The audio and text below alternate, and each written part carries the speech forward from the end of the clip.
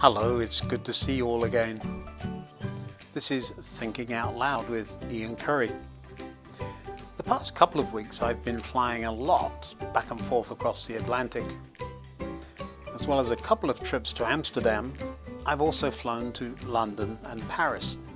Now these three cities aren't all that far apart geographically, but they're much further apart culturally. Come on, let me tell you what I think.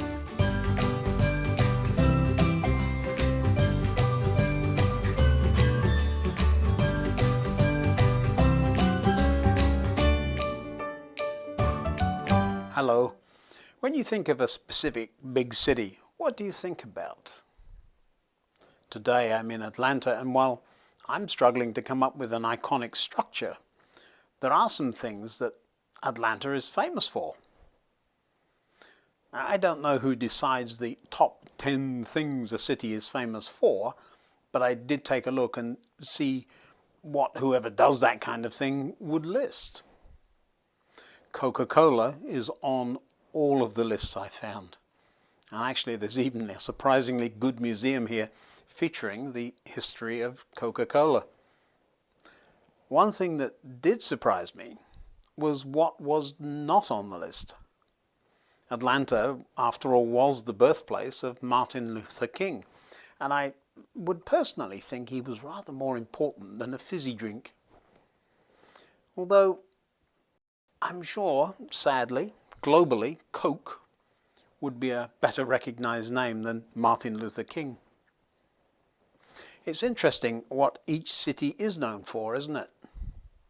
For example, Paris, the iconic Eiffel Tower there is certainly impressive and identifies the city, especially when at 8 o'clock in the evening it gets all sparkly. At the time it was built, though, the tower was not popular with the Parisians at all. They thought it was ugly and not in keeping with the classic design of the city. I think they had a point. Although these days few would call for its removal. This week's visit to Paris saw the Arc de Triomphe covered up in fabric. I'm told a famous artist who recently died designed this cover-up and had wanted to see the structure covered in this way since he was a child. I'm not sure I like it, but it certainly attracted quite a few cameras, well, including mine. Now, if you haven't seen this art, don't bother. Someone I know said, it's all wrapped up like it's a gift, but we all know what's inside. Nobody's going to say, ooh, look, a package. I wonder what it is. Meanwhile, London, perhaps more home than I care to admit, has some similarities to Paris. But the iconic structures are very different, aren't they?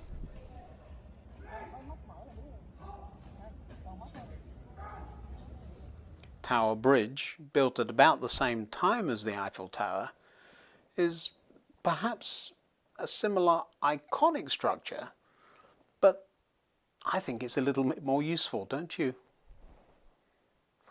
Big Ben, or officially the Elizabeth Tower, is also all wrapped up, but instead of it being wrapped up for art, this is for restoration work.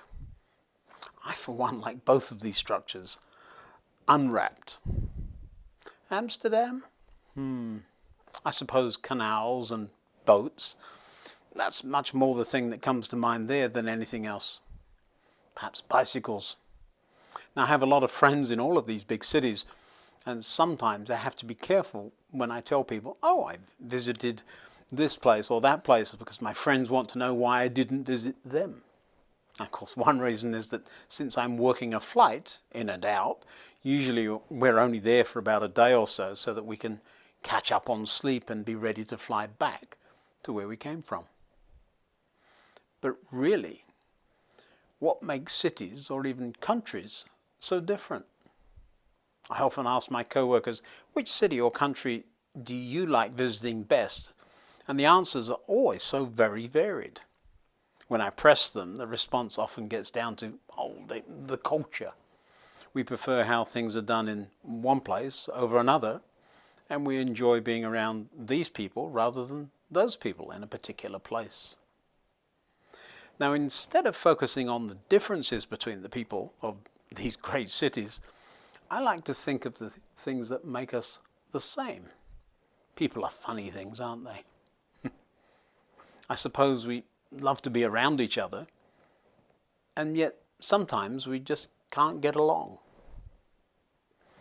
One of the things that seems to be constantly at the forefront of culture is the sense of right and wrong.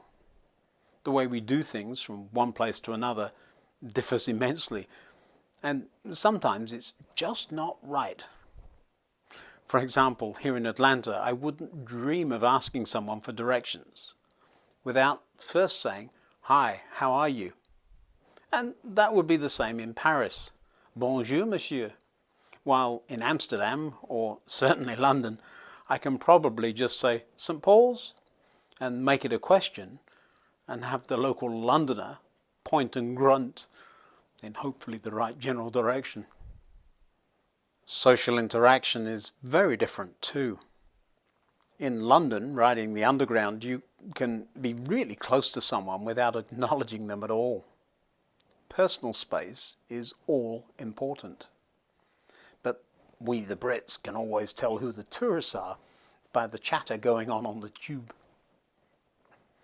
In the end, though, there are some things that should be held important, even if everyone else around, in a particular setting, does things another way. Now, being nice isn't it totally, but that's perhaps a good place to start. Thinking of others before yourself is appreciated everywhere, and just because everyone else around acts badly towards each other is no excuse for me to do so too. Now, we've talked about how being around others affects how we behave before. Do you remember when I made a transformer?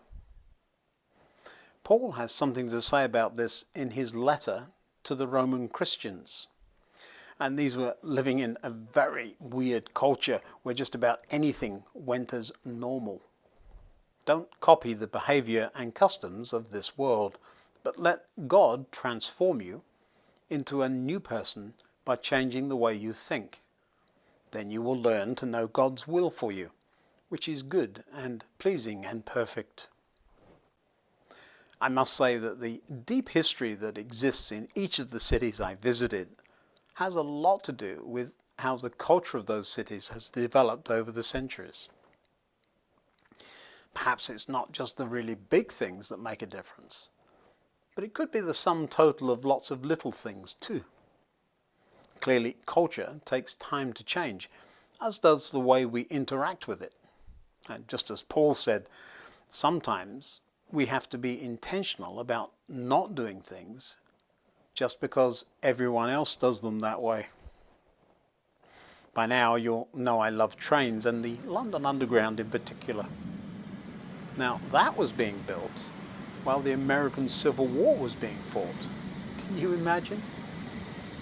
Now the Civil War and the history there deeply affects how Atlanta and the South functions even today, all these years later, while in a completely different way. Transport affects how Londoners live their lives using those same underground lines that were built all that time ago.